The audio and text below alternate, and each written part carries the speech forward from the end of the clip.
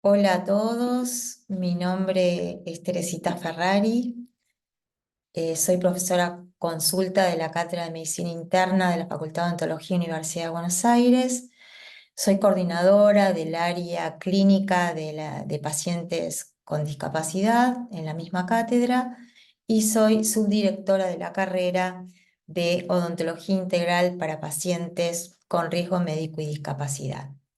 Bueno, hoy vamos a dar inicio a este curso que llamamos Aspectos teóricos en sedación consciente con oxígeno, óxido nitroso y otras técnicas como puede ser sedación con drogas en forma oral y o nasal en odontología.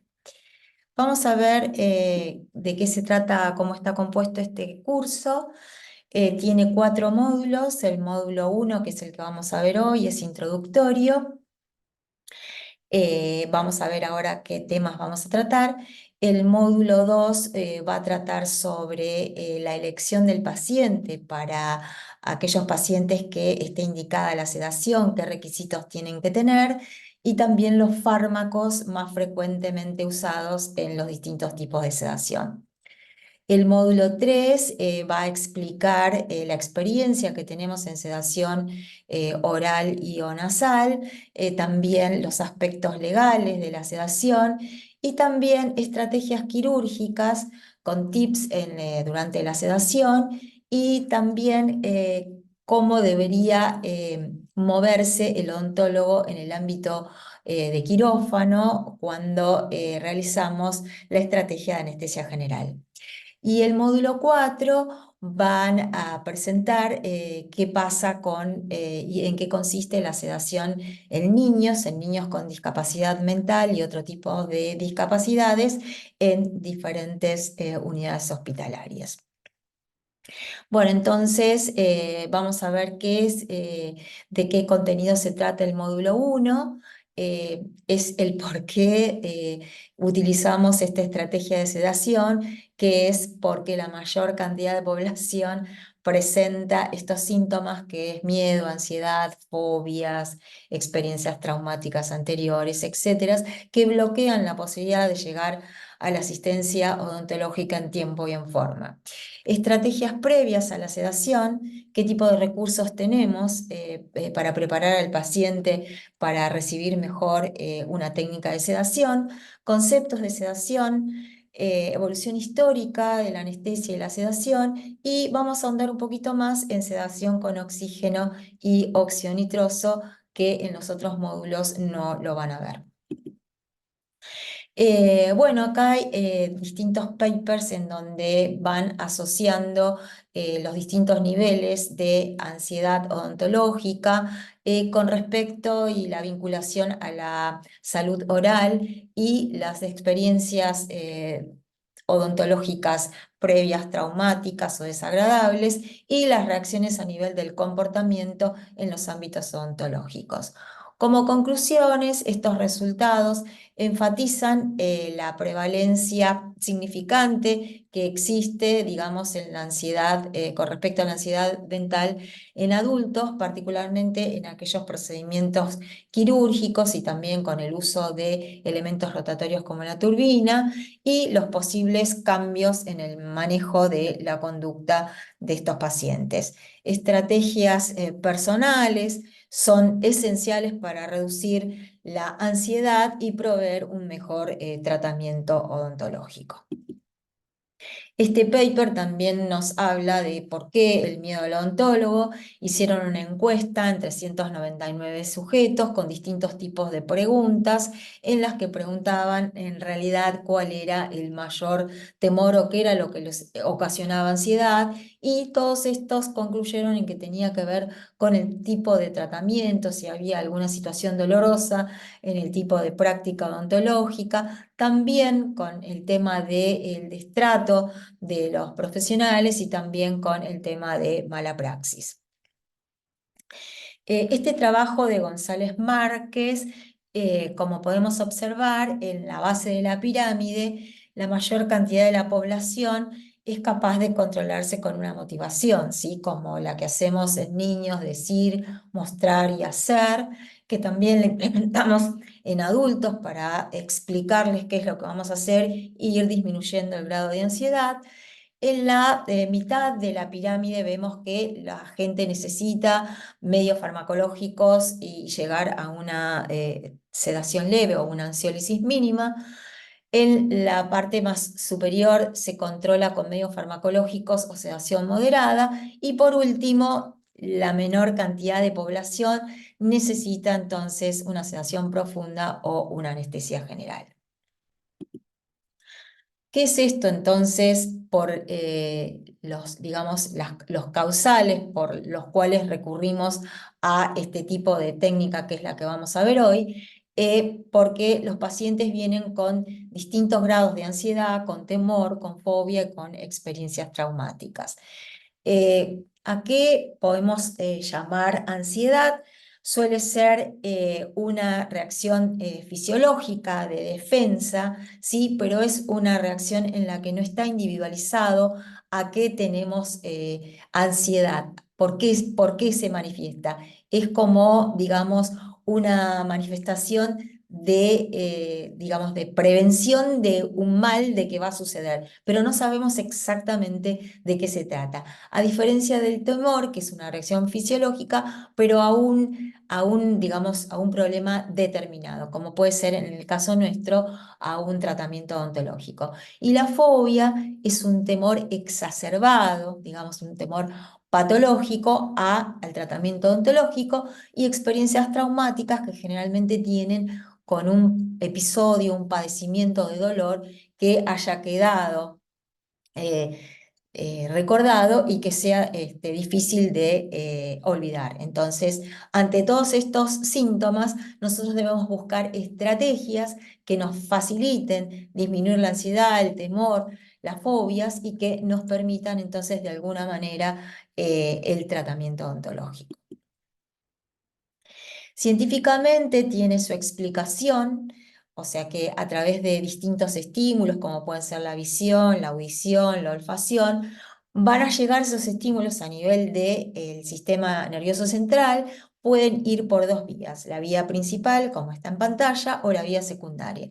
La vía principal es de mayor proceso de células nerviosas, atraviesan el tálamo, corteza, hipocampo y van hacia un órgano pequeñito que está a nivel del centro del sistema nervioso central, que es la amígdala, que va a impactar en el sistema neurovegetativo, desplegando distintos tipos de sintomatología sistémica, perdón, que realmente van a complejizar el abordaje odontológico, como puede ser alteraciones en la presión arterial, bradicardia, alteraciones en la respiración como taquipnea, disnea. El paciente va a estar hipervigilante, va a haber liberación de beta-endorfinas, va a haber expresión facial del miedo y se va a activar el eje hipotálamo, hipófisis córtico-adrenal con la mayor secreción de cortisol.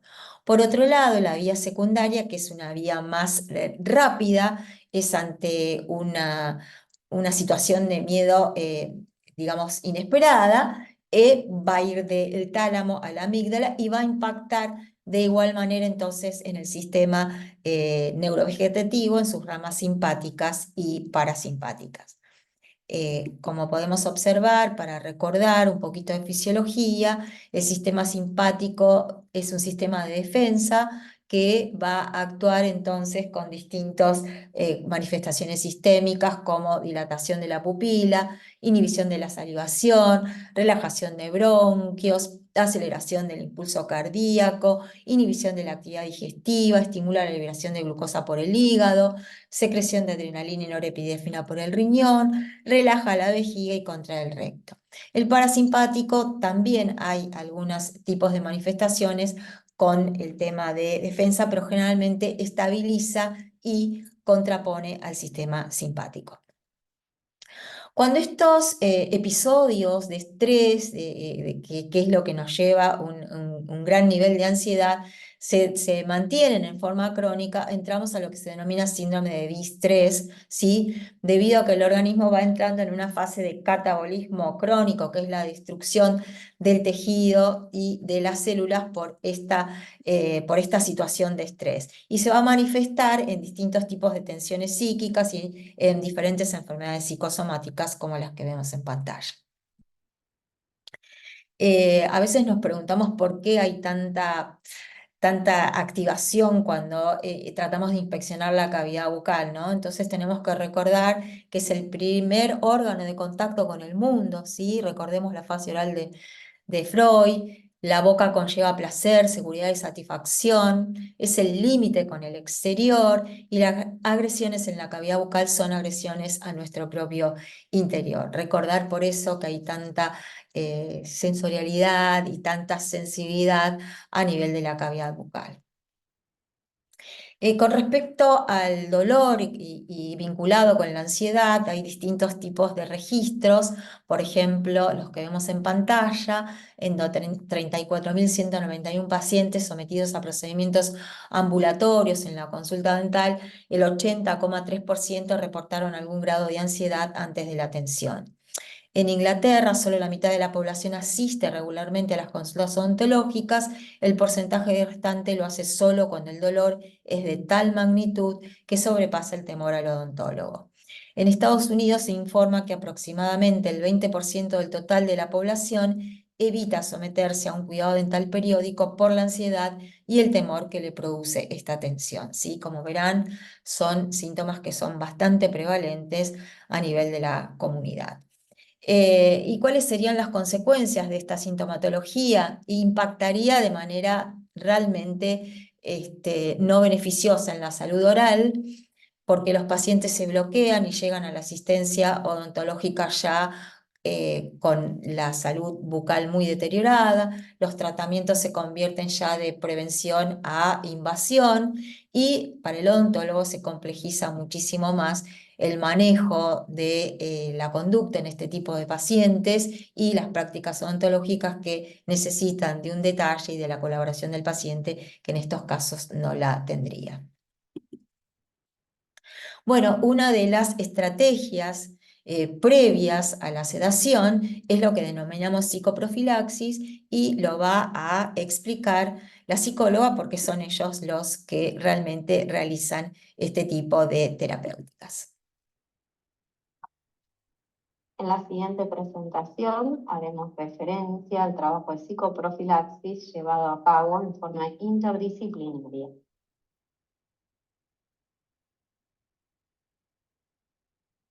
Durante la consulta odontológica nos vamos a encontrar con una serie de indicadores sobre la ansiedad de los pacientes, los cuales serán necesarios evaluar, ya que frente a la indicación de un procedimiento quirúrgico, estos pueden elevarse y ser un obstáculo para la atención, con lo cual tenemos que pensar en estrategias que nos permitan su abordaje.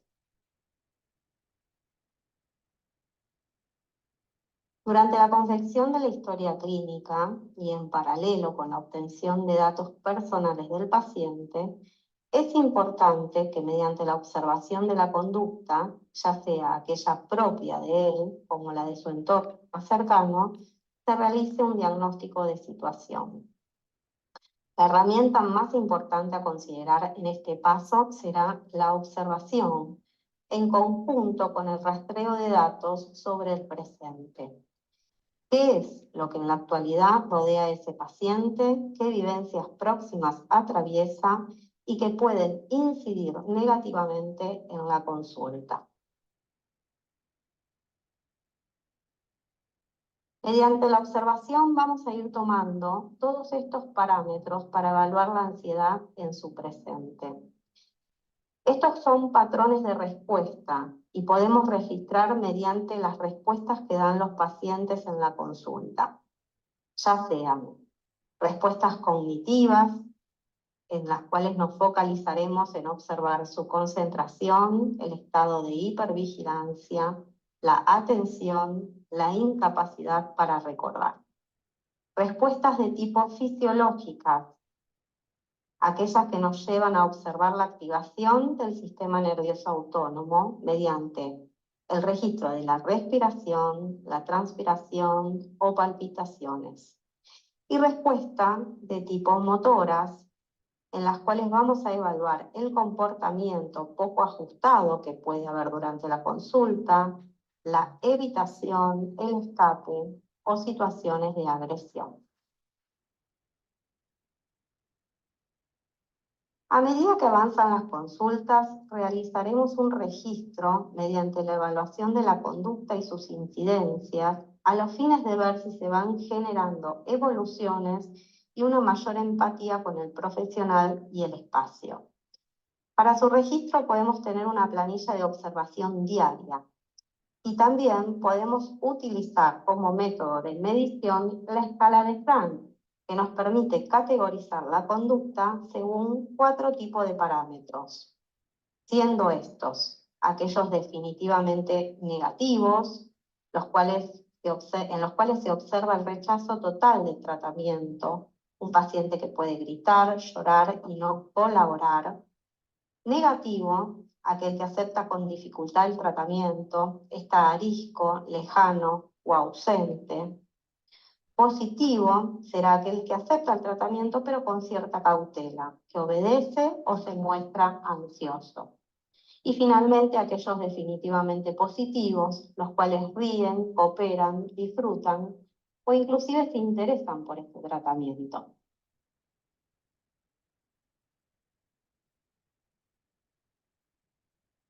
Pasaremos así a las etapas de psicoprofilaxis una vez que hemos realizado la evaluación de la conducta y nos encontraremos en esta instancia con aquellos pacientes que principalmente entraron en la categoría definitivamente negativos o negativos. Las etapas de la psicoprofilaxis que realizaremos serán la preoperatoria, intraoperatoria y postoperatoria. Una vez que agotamos todas las instancias de motivación y frente a la necesidad de un procedimiento de mayor intervención dentro de la consulta odontológica, pasamos a la derivación en forma interdisciplinaria con profesionales, ya sean propios del equipo o pueden ser aquellos que tenga el paciente en forma personal para iniciar así el proceso de psicoprofilaxis. Tomamos como definición de psicoprofilaxis aquella que nos dice que es un procedimiento psicoterapéutico de objetivos preventivos, focalizado en la situación quirúrgica y planificado para promover en el funcionamiento afectivo, cognitivo, interaccional y comportamental del enfermo recursos que nos orienten a afrontar la operación, reducir los efectos eventualmente adversos para el psiquismo y facilitar la recuperación biopsicosocial del paciente. Durante la fase preoperatoria, los profesionales aplicarán diversas técnicas según sea el caso a caso de cada paciente. Las mismas pueden componerse de entrevistas, aquellas de características abiertas o semidirigidas, o algunas técnicas proyectivas que nos permitan la expresión, como pueden ser, por ejemplo, los dibujos. Durante la fase interoperatoria vamos a evaluar el procedimiento mediante una valoración del mismo a través de un registro que nos permite valorar sueño, movimiento y llanto mediante la escala de Howe. Esto nos permite estandarizar el procedimiento en líneas generales.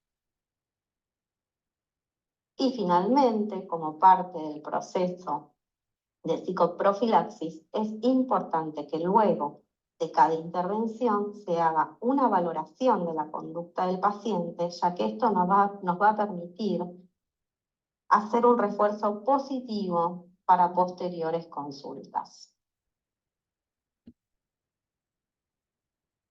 Bueno, como observamos entonces, la psicóloga nos da las herramientas para poder realmente seleccionar el paciente de acuerdo a la escala de Frank y también toda la previa preparación y todo lo que ella hace intraoperatoriamente que lo va siguiendo con la escala de Howe y que nos dará el informe posterior para después tomar distintos tipos de terapéuticas. Bueno, otra de las estrategias previas y también intraoperatorias de la sedación es la reflexología. La reflexología es una técnica que se basa en la estimulación mediante la compresión de puntos clave, ya sea en el rostro o en las manos. Nosotros no hacemos reflexología podal, que sería en los pies, que dicen que es muy efectiva, pero bueno, solo hacemos en el rostro y en las manos. ¿Qué es lo que vamos a lograr con esto? Aumentar la circulación sanguínea, favorecer una mayor estandarización y mejorar el estado emocional. Fíjense, este es un paciente con una esquizofrenia severa, en donde se está haciendo reflexología en el rostro y también tiene un muñeco de peso para poder relajar la parte abdominal, que también ayuda mucho a bajar el nivel de ansiedad. ¿Sí? Ahora a ver si vamos bien. Con una música, con aromoterapia, vamos como sumando todos tipos de estrategia para disminuir el nivel de ansiedad, miedo, temor.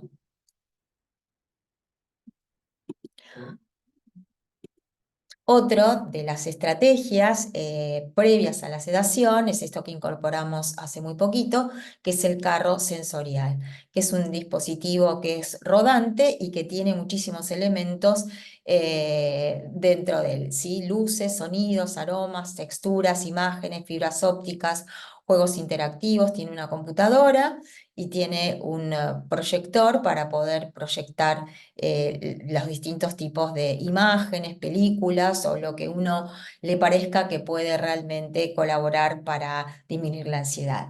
Es un dispositivo que está diseñado normalmente, el objetivo de estas salas sensoriales o este carro sensorial es estimular los sentidos, regularizar, estabilizar la parte sensorial y generalmente se usa en entornos terapéuticos o educativos.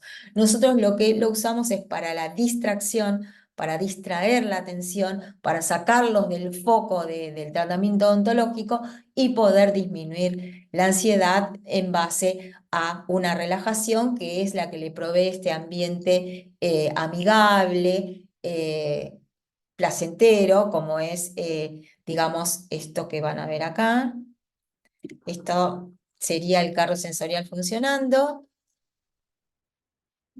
con una pantalla en donde se va proyectando distintas imágenes, la música, que también puede ser música relajante, las luces, como van a ver en el otro paciente que está en el lado derecho de la pantalla, ahora lo van a ver, ahí está el conjunto de luces, que también desvía la atención. La idea es desviar la atención, estabilizarse y bajar el nivel de ansiedad. Son todas cosas que van sumando y coayudan a iniciar la sedación y a sostenerla, ¿sí? O sea que es preoperatorio, nos ayuda a iniciar y también es intraoperatorio. Otra de los requisitos muy importantes es esto que vemos en pantalla: consentimiento informado, asentimiento informado, instrucciones preprocedimiento e instrucciones postprocedimiento, que vamos a ver de qué se trata. El consentimiento informado tiene como finalidad explicar al adulto responsable del paciente los riesgos, beneficios, limitaciones del procedimiento y la medicación que recibirá en el lugar que ustedes la realicen. El paciente fulano de tal, de tantos años de edad, se encuentra en tal lugar y va a ser sometido a la técnica de sedación consciente con la siguiente droga, si es en forma oral o nasal, para realizar el abordaje para el tratamiento odontológico indicado, cuyo beneficio será diagnóstico, terapéutico, etc. Para llevar a cabo este procedimiento, previamente se realizará la interconsulta con el médico de cabecera del paciente quien indicará por escrito su acuerdo y las dosis de la droga a usar.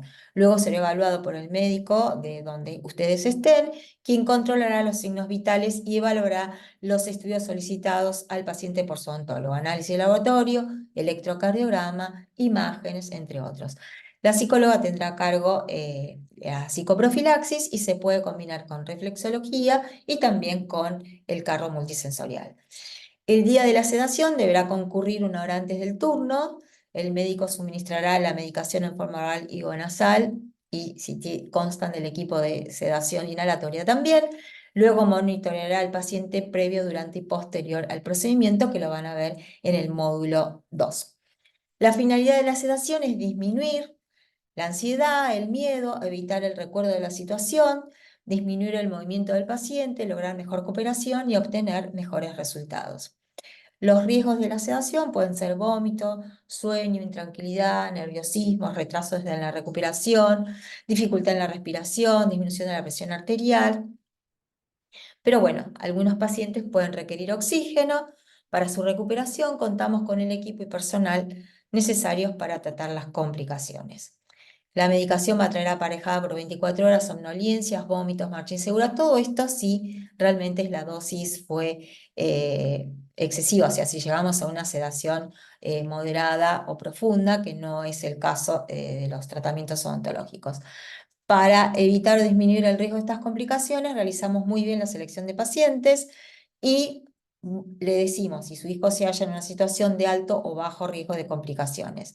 No tiene riesgos agregados o sí tiene riesgos agregados porque padece diferentes tipos de anomalías sistémicas. El propósito de esta información es que conozca los hechos y pueda tomar una decisión libre y voluntaria, autorizar o rechazar el tratamiento y es norma obligatoria proceder a brindar esta información, solicitar su autorización o rechazo siempre que la urgencia lo permita. Usted puede solicitar que la información sea ampliada, aclarar las dudas y revocar el consentimiento en el momento que usted considere oportuno y bueno, se establecen ahí después todos los datos filiatorios, firmas, etcétera. Las instrucciones no debe, si es la sedación oral, debe estar en ayunas por 6 horas para evitar el tema de vómitos, broncoaspiración y también para su mejor absorción, ¿sí? Para la mejor absorción de la droga. 6 horas antes del procedimiento y 2 horas, o sea, sólidos y 2 horas de líquidos, se incluyen jugos y leche. No le dé a su hijo cualquier medicamento antes o después de la cita de la sedación, a menos que se lo hayan indicado. Su hijo debe estar acompañado por un adulto y avise si hay algún cambio previo, ¿sí?, a la sedación, ya sea una congestión, una gripe, algún tipo de infección respiratoria que haga que tengamos que cambiar la cita. Y no programe realizar actividades para que su hijo el día del tratamiento odontológico pueda descansar y transcurrir tranquilo y estar bajo supervisión de 4 a 6 horas. Si tiene alguna duda o inquietud, dejen sus teléfonos para que el paciente se pueda comunicar. El asentimiento informado es para pacientes con alteraciones cognitivas, en donde hay adultos sin comunicación, sin comprensión del lenguaje, sin capacidad de decisión, severamente comprometidos. En este caso, la toma de decisión, la aceptación o el rechazo recae en los padres o en los representantes legales.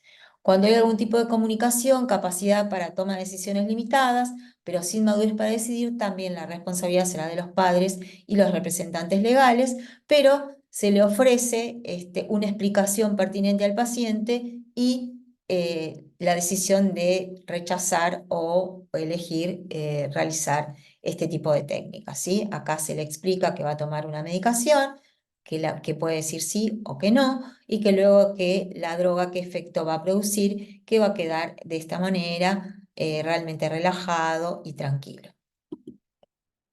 Bueno, vamos a ver entonces los conceptos de sedación. Proviene del latín de sedatus, que significa tranquilo, sereno, sosegado. Es una depresión farmacológica que puede ser por vía oral, nasal u otras vías, depende de qué es lo que se elija, en donde va a producir una depresión ya sea motora y del sistema neurovegetativo, a distintos estímulos o circunstancias estresantes o dolorosas, sin afectar significativamente el nivel de conciencia. Es una leve depresión de la conciencia y no va a afectar las funciones vitales. Entonces va a producir ansiólisis, o sea, una disminución de la ansiedad, una amnesia, porque la droga produce amnesia anterógrada, o sea que no va a recordar de lo que sucedió durante la técnica de la sedación. Va a producir una analgesia. De todos modos, la analgesia es leve, pero nos permite punzar nuestra anestesia local sin que el paciente se dé cuenta. Y va a haber un control de las respuestas vegetativas, manteniendo el sistema neurovegetativo estable, y también va a haber una menor movilidad. Vamos a ver un poquito la historia por ejemplo, de la sedación inhalatoria. Se descubre el oxígeno y el óxido nitroso en 1772 y 1776. El odontólogo Horace Wells lo usa al óxido nitroso para una extracción dentaria sin dolor. Y luego David experimenta inhalación con óxido nitroso y menciona en su tratado la posibilidad de usar este agente como remedio para el dolor quirúrgico. Sigue evolucionando. En 1863, Colton crea la Asociación Dental Colton, que administra el gas para realizar operaciones dentales.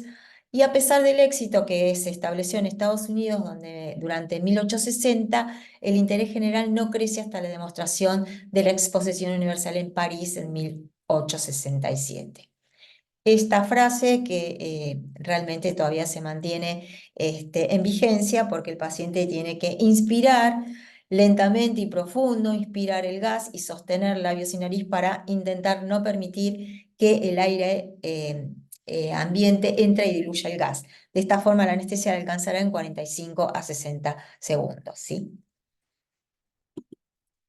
Sigue evolucionando. En Viena fue los pioneros en combinar el óxido nitroso con oxígeno, que es como se debe utilizar, si no el índice de morbimortalidad era excesivo.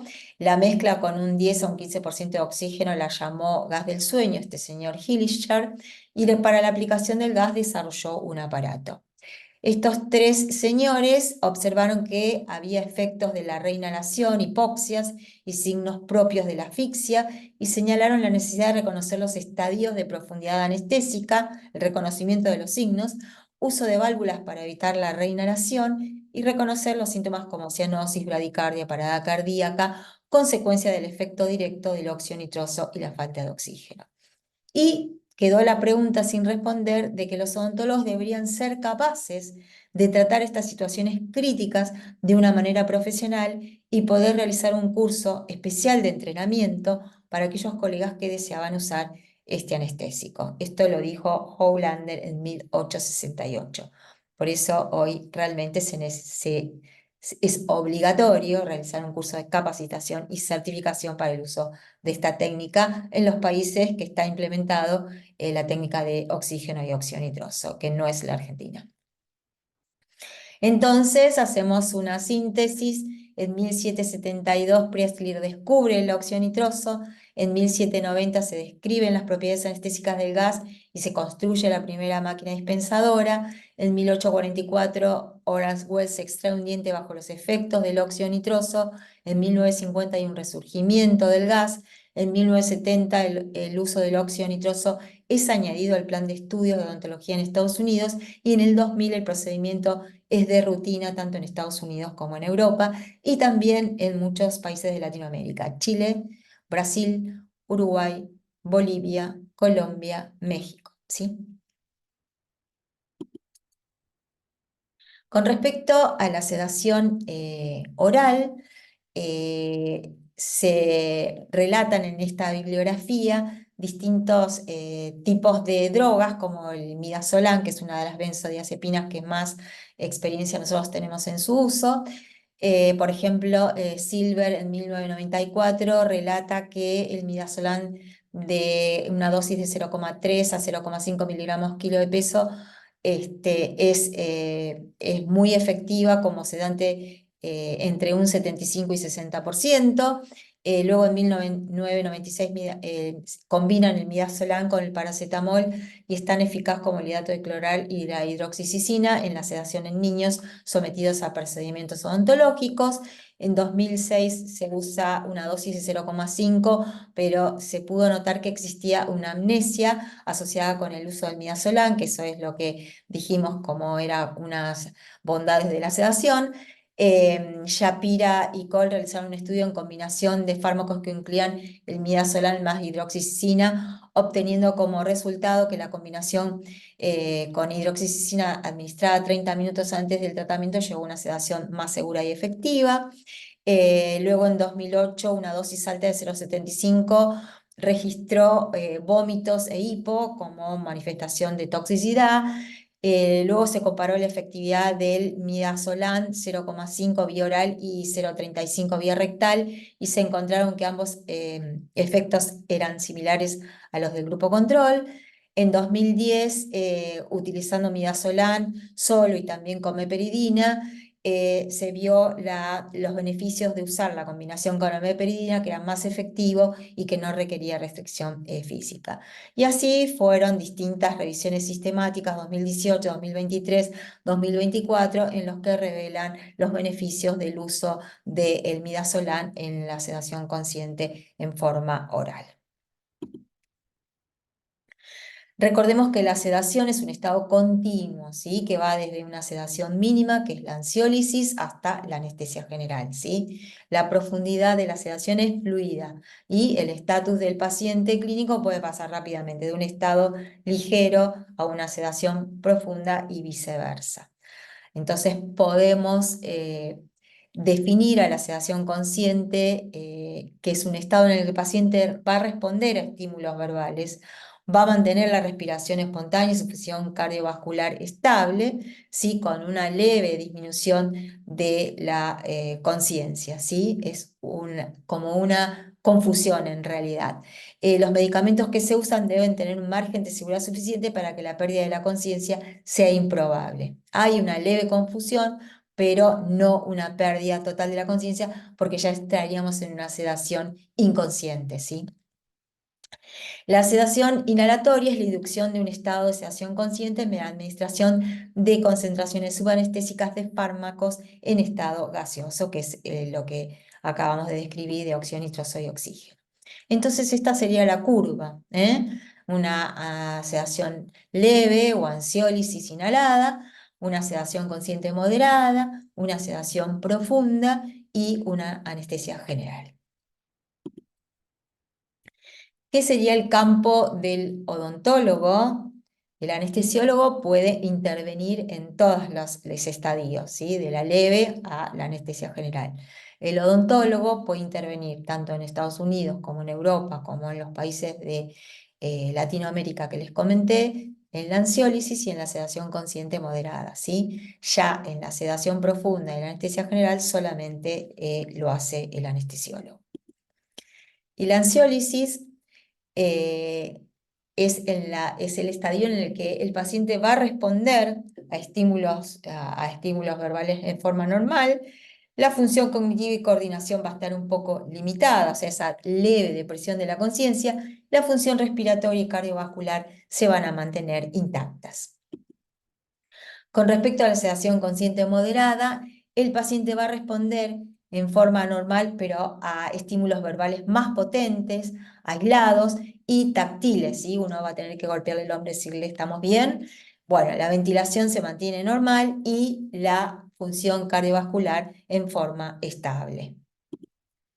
Esto ya es campo del anestesiólogo solamente, que es una sedación profunda, en donde el paciente no va a responder a estímulos verbales potentes, la ventilación va a estar limitada y la función cardiovascular se debería mantener estable.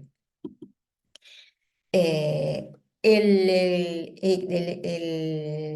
responsable de la sedación debe tener la capacidad de rescatar una situación de sedación profunda, ¿sí? y manejar la vía aérea comprometida, la oxigenación y ventilación inadecuadas y la inestabilidad hemodinámica. Por eso es manejo del anestesiólogo las sedaciones profundas y la anestesia general, ¿sí? Este tema del rescate, de todos modos, los cursos de capacitación y certificación del odontólogo para la ansiólisis y la sedación consciente moderada tienen un curso de resucitación cardiovascular, resucitación cardiopulmonar y también de las maniobras OVACE, o sea, de la desobstrucción de las vías aéreas.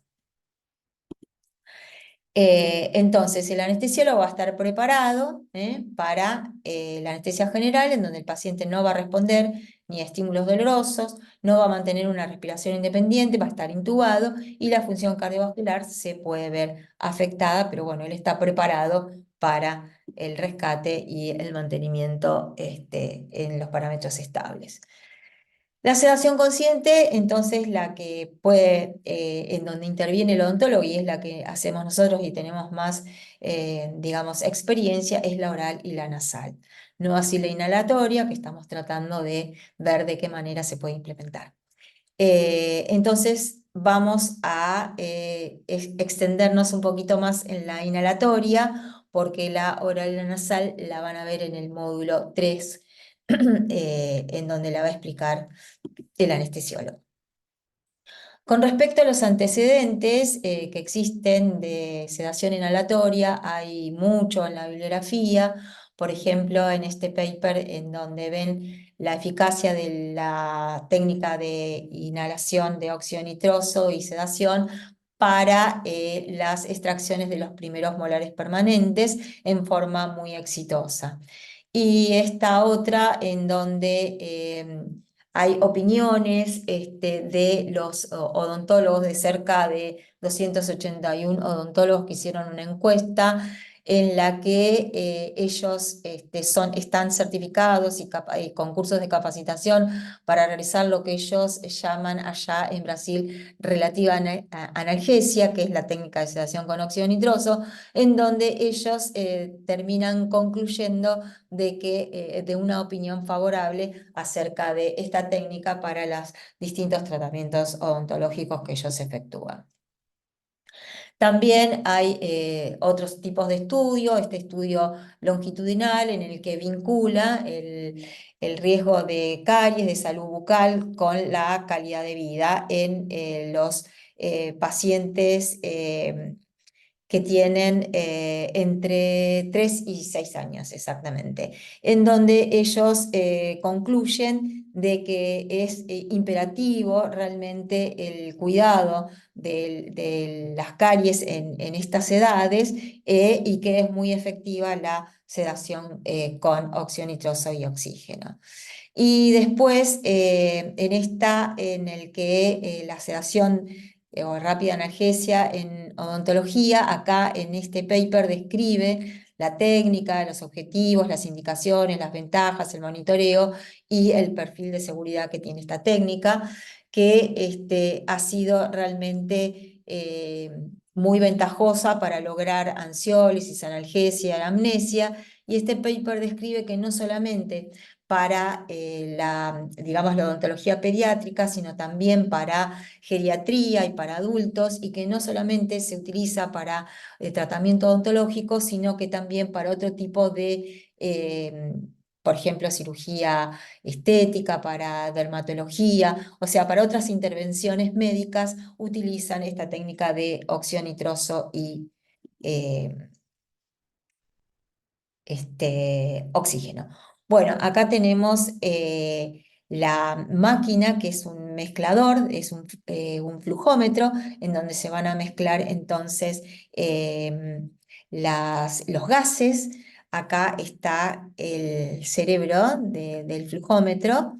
Y acá están los flujos de oxígeno y óxido nitroso. Estos son los tubos. Recordemos que el azul siempre determina que es el óxido nitroso. Eso está estandarizado en forma internacional, y el blanco o verde también puede ser el oxígeno, ¿sí? Esta es la bolsa de reservorio, en donde vamos a impulsar el oxígeno para que va a representar en realidad los pulmones del paciente, ¿sí? Este es el aparato americano y este es el alemán, pero los dos tienen en realidad el mismo mecanismo. ¿Qué es lo que debe hacer el profesional en la sedación inhalatoria? ¿Qué es responsabilidad, en este caso del odontólogo, en los distintos lugares del mundo? Chequear la máquina, ajustar los gases, el flujo y la revisión de la bolsa de reserva, la concentración del gas, punto máximo de administración segura, el uso de flujos variables, uno va dosificando de acuerdo a la necesidad del paciente, asegurar la correcta utilización de las normas de polución y eliminación de gases y evaluar el alta segura, ¿sí? Bueno, vamos a ver algunas características del óxido nitroso porque lo van a ver en el módulo 2, en donde el óxido nitroso sabemos que es un gas incoloro, inodoro, es depresor del sistema nervioso central y es, de acuerdo a su efecto, dosis dependiente, ¿sí? Y se mantiene a una temperatura ambiental, se puede mantener como líquido a baja presión. Nosotros lo mantenemos en los tubos a baja presión porque es lo que el flujómetro necesita, una baja presión porque si no se deteriora el equipo. Se absorbe muy rápidamente por inhalación a través pulmonar, no se une a proteínas ni a la hemoglobina tampoco, con lo cual pasa rápidamente de los alvéolos a el sistema sanguíneo, del sistema sanguíneo al sistema nervioso central, y ahí va a actuar a nivel de diferentes receptores, que eso lo van a ver cuando vean la clase de farmacología en el módulo 2, en donde va a producir los síntomas que nosotros queremos: analgesia, ¿sí? Ansiólisis y estabilización. Bueno, al final es un anestésico débil, se usa a concentraciones altas y con oxígeno. Al final de la anestesia es el agente que más rápido abandona los alvéolos y los tejidos muy vascularizados. Por eso cuando se terminó la sedación, terminamos el procedimiento odontológico, cerramos el paso del óxido nitroso y insuflamos el paso de oxígeno al 100%, más o menos alrededor de 5 minutos, para que el paciente no entre en una hipoxemia. Eso se debe hacer siempre, ¿sí? Tiene una capacidad alveolar mínima de 104%, ¿sí? O sea que se necesita una dosis altísima para que este óxido nitroso sea anestésico. Por eso no se puede usar como único anestésico, se usa con otros anestésicos, como el alotano, el isoflorano, etcétera, y esto es lo que se denomina efecto de segundo gas, ¿sí? Por eso los anestesiólogos no lo usan, porque hoy hay gases mucho más modernos, que ya no se usa el óxido nitroso para anestesia general, ¿sí? Pero a nosotros sí nos conviene porque realmente nos produce la ansiólisis y la analgesia que nosotros necesitamos. Bueno, esto que les dije de segundo gas, que ya se los expliqué, y cuando se interrumpe su administración, también lo del oxígeno al 100%, ¿sí? Para evitar la hipoxemia.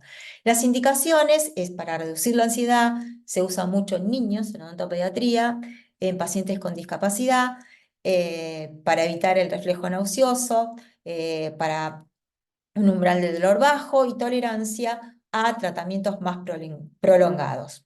Esto es lo que les decía, fíjense con respecto a los otros gases, la dosis que se necesita para llegar a la concentración alveolar mínima. Por eso es que los anestesiólogos no lo quieren como anestésico general.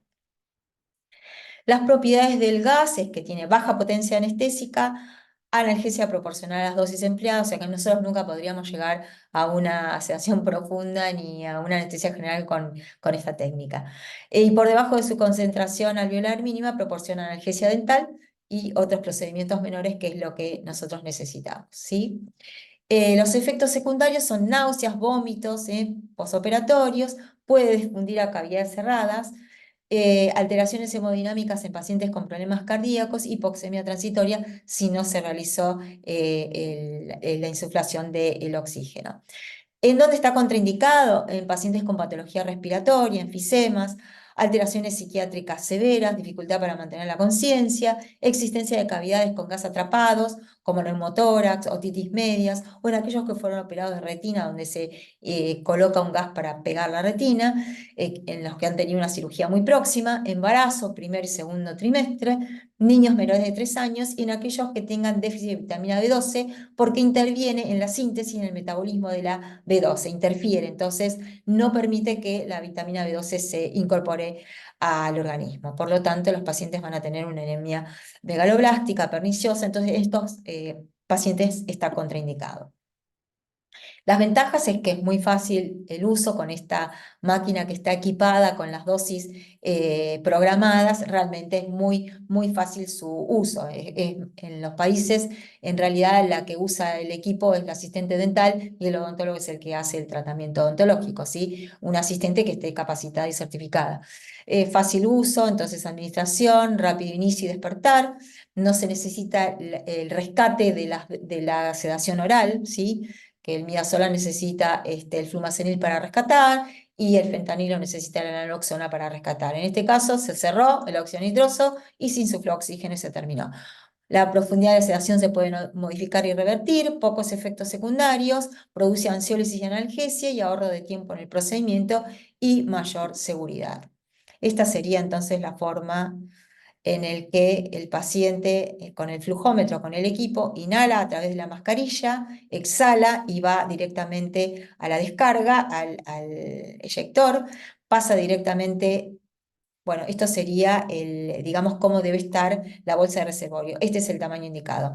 Les decía entonces que pasa directamente a los alvéolos, de los alvéolos del sistema nervioso central, a los receptores y produce la analgesia, la ansiólisis, que es lo que nosotros necesitamos para nuestro tratamiento. Bueno, vamos a valorar intraoperatoriamente con la escala de Ramsay, también podemos usar la escala de Howe, que es la que utilizó la psicóloga. Nos conviene que el paciente esté entre un 2 y un 3, ¿sí? Paciente 1, no, despierto, ansioso, agitado, inquieto, necesitamos realmente profundizar un poquito más la sedación. Sí, nos conviene que esté despierto, cooperador, orientado y tranquilo. Y también si está un poco somnoliento y responde a órdenes verbales, también está beneficioso para nuestro tratamiento. Ya en esta sedación ya sería manejo de anestesiólogo y médico, así que mejor no profundizar, ¿sí? Con el óxido nitroso no podemos llegar a esos puntos. Así que bueno, ¿cuáles serían entonces los problemas y las soluciones que tienen que ver con la sedación consciente?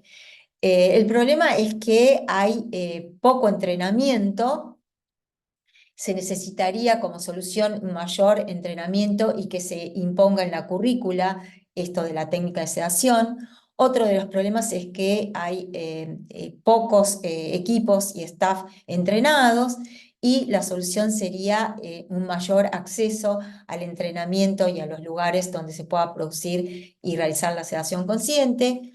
Otro de los problemas es que los pacientes con ansiedad dental o fobia y, digamos, discapacidad necesitan este tipo de técnicas, bueno, se podrían combinar técnicas híbridas y poder realizarlas en la etapa de odontología primaria. Y otro de los problemas sería que en los hospitales hay una reducida acceso a la anestesia general, entonces se podría realmente solucionar si digamos, se pasa de la anestesia general a una sedación, a proveer una sedación consciente fuera del ámbito hospitalario. Las bondades de la sedación consciente con respecto a la anestesia general. La anestesia general se necesita una práctica a nivel de hospitales o clínicas donde tengamos un quirófano. En cambio, las sedaciones se pueden proveer en atención primaria o en clínicas odontológicas. Requiere un anestesista la anestesia general. En cambio, en la sedación el odontólogo puede estar entrenado. Es más cara y no es efectivo el costo. En la sedación sí. Hay un riesgo intraoperatorio alto en la anestesia general, en cambio en la sedación es bajo y moderado. Requiere un área quirúrgica con el área quirúrgica y todo lo que necesita un quirófano para sostener los parámetros vitales. En cambio, en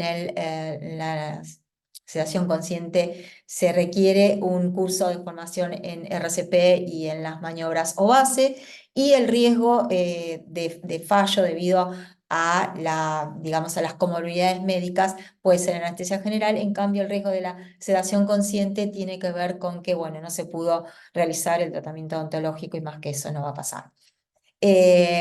Bueno,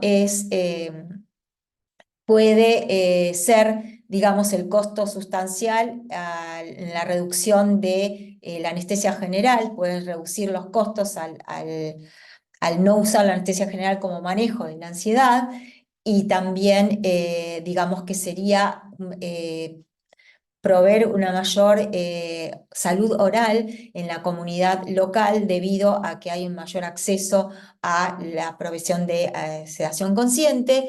Hay un incremento en la satisfacción de los pacientes porque se reduce la lista de espera, y también sería bueno porque sería un acceso equitativo a la salud oral, ya sea en los tratamientos de rutina, perdón, o en las urgencias en los pacientes vulnerables. Bueno, como síntesis, sería bueno la implementación de estas técnicas, sobre todo la de óxido nitroso y oxígeno para el odontólogo, para poder realmente manejarnos en forma más independiente y no depender tanto del anestesiólogo y del médico, ¿sí? Y poder dar solución a tantos problemas de ansiedad y manejo de conducta a nuestros pacientes. En síntesis, esta técnica reduce la ansiedad y el dolor, permite a los odontólogos realizar tratamientos de manera más eficiente, mejora la comodidad del paciente durante procedimientos que pueden ser estresantes o dolorosos, se recomienda capacitación adecuada en su uso y administración, establecer protocolos claros que incluyan la evaluación exhaustiva del paciente, la identificación de contraindicaciones y la obtención del consentimiento informado. Se sugiere la implementación de un monitoreo riguroso durante y después del procedimiento para garantizar la seguridad del paciente. Bueno, espero que esta información le haya sido útil y bueno, muchas gracias.